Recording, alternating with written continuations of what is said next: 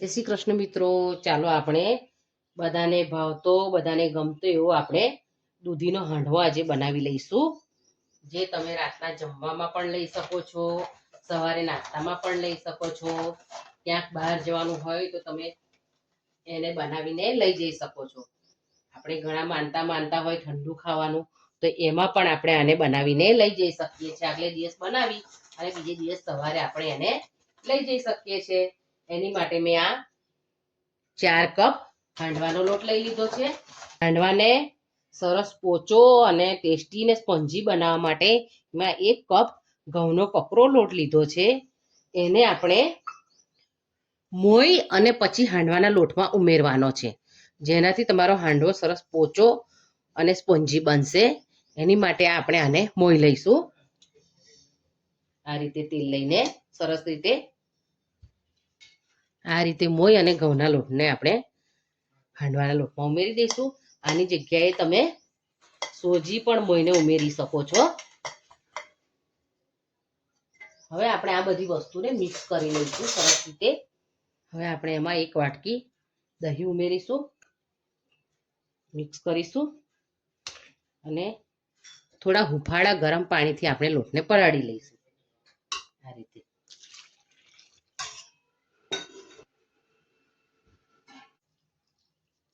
આ રીતે આપણે બેટર મિક્સ કરી અને ઢાંકી અને 4 થી 5 કલાક માટે કોઈ ગરમ જગ્યાએ રાખવાનું છે.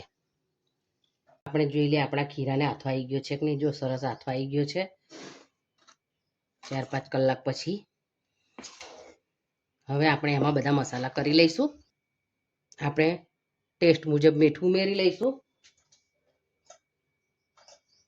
1 ચમચી હળદર ઉમેરીશું, 1 ચમચી લાલ મરચું પાવડર ઉમેરીશું, મરચા લસણની પેસ્ટ ઉમેરીશું, 1 ચમચી ઉમેરીશું, 1 ચમચી ખાંડ પણ ઉમેરીશું. આપણે 1 ચમચી જેટલો અજમો આપણે હાથેથી આ રીતે મસળી અને ઉમેરીશું. અજમો આપણા હાંડવાને પચવામાં હલકો બનાવશે, એટલે આપણે અજમો જરૂર ઉમેરવો અંદર. અજમાથી આપણને આ ખાવાનું આપણું પચી જાય છે.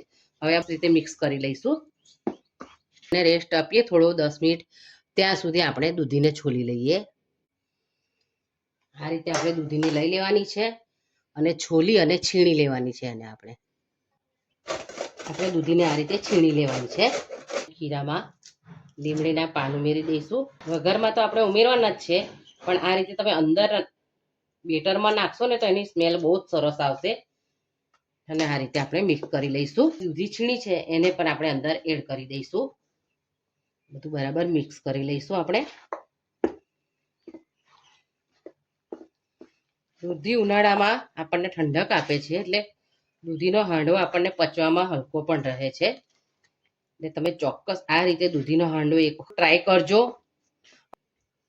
જો તમને મારી વાનગી બનાવવાની રીત ગમતી હોય તો તમે તમારા મિત્રો અને પરિવારને જરૂર શેર કરજો અને મારી ચેનલને સબસ્ક્રાઈબ કરવાનું ભૂલતા નહીં. જો આપણી વાતોમાં જ આપણું બેટર પર સરસ તૈયાર થઈ ગયું છે. હવે આપણે એનો વઘાર કરી લઈશું. આપણે આજે ટ્રેડિશનલ રીતે હાંડવો કેવી રીતે બનાવીએ છીએ એ હું તમને બતાવીશ. આ રીતે આ કુકર લેવાનું છે. આપણા મમ્મી, આપણા સાસુ બધા આ હાંડવો બનાવતા હતા. મારા હસબન્ડને આ કુકરનો હાંડવો ભાવે છે, એટલે આ રીતે તેલ લઈ અને આ રીતે એને ગ્રીસ કરી લેવાનું છે. કુકરને સરસ રીતે આપણે સરસ તેલથી ગ્રીસ કરી લીધું છે.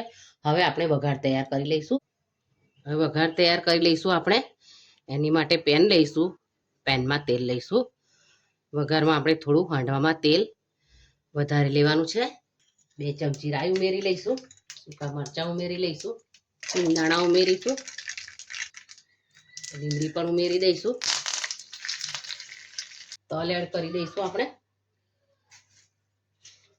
2 ચમચી આપણે 1 ચમચી ખાવાનો સોડા ઉમેરીશું. એની ઉપર આપણે વઘાર રેડી દઈશું. બધું બરાબર મિક્સ કરી લઈશું એકદમ સરસ.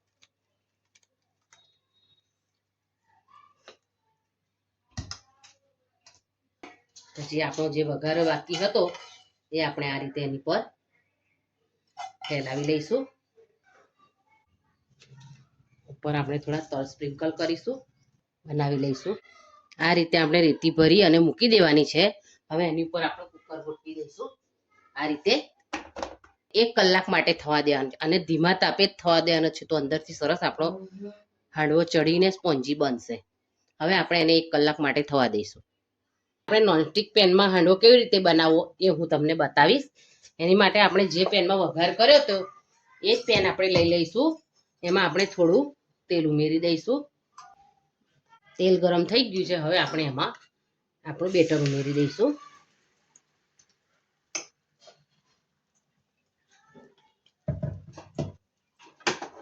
આ રીતે આપણે એને ફેલાવી લઈશું. તલ સ્પ્રિંકલ કરી દઈશું એટલે હાંડવો દેખાવામાં ખૂબ સરસ થશે. હવે આપણે એને થવા દઈશું. આપણે જોઈ લઈએ કે આપણો હાંડવો થઈ ગયો છે કે નહીં. તમે જોઈ શકો છો ઉપરથી સરસ થઈ ગયો છે. હવે આપણે એને પલટાવી લઈશું. બીજી બાજુ પણ આપણે એને હવે થવા દઈશું. તો આપણો હાંડવો તૈયાર થઈ ગયો છે. હવે આપણે એને પ્લેટમાં લઈ લઈશું. તો આપણે જોઈ લઈએ કે 1 કલાક પછી આપણો હાંડવો તૈયાર થઈ ગયો છે કે નહીં. તો તમે જોઈ શકો છો સરસ તૈયાર થઈ ગયો છે. જો કેવો ક્રિસ્પી છે ઉપરથી. અને રીતે છરીથી આપણે ચેક કરીશું તો જો છરી પર ચોટતું નથી એટલે આપણો હાંડવો સરસ તૈયાર થઈ ગયો છે. આ આપણી દેશી રીત છે, પણ આ હાંડવો ખાવાની ખૂબ જ મજા આવે છે. હું તમને કાઢીને બતાવું છું.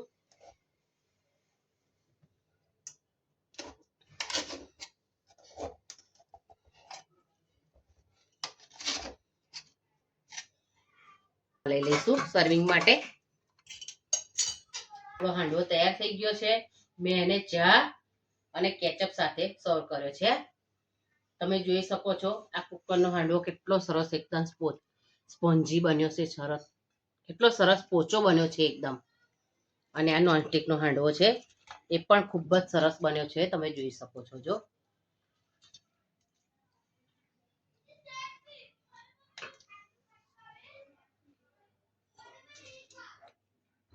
સરસ બને છે. મારો હાંડવો બનાવવાની રીત તમને ગમી હોય તો તમે કમેન્ટમાં લખીને જરૂર જણાવજો. અને મારી ચેનલને સબસ્ક્રાઇબ કરવાનું ભૂલતા નહીં. Thank you.